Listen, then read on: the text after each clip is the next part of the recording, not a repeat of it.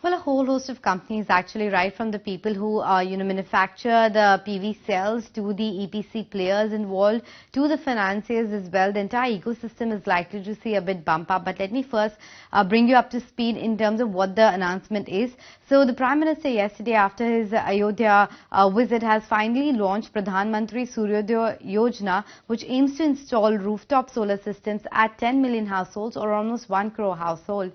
So these are those small, ticket size kind of solar panels which are put up at the rooftops, etc., of houses, and this is likely to happen in the mid-tier towns in northern India and central India as well.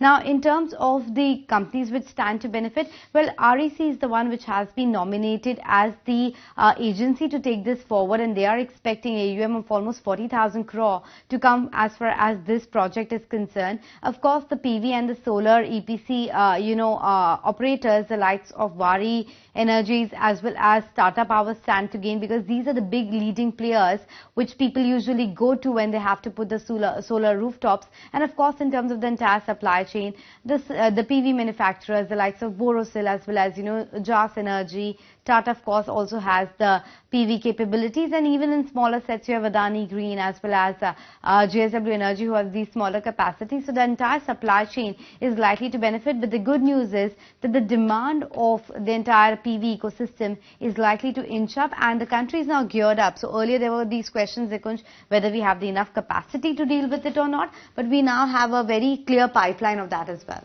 See, I look at the big picture very simple. India is deficit in hydrocarbon. We import hydrocarbon, but we have abundant sunlight, and sunlight is for free. There's no inflation there. So in terms of a very basic big picture argument, India energy needs are high. India is abundant on sunlight. The solar, the cost of installation is down by about 90% in last 10 years. The cost of producing solar power per unit, which was at 15 rupees, has now come down to 3.5 rupees a unit.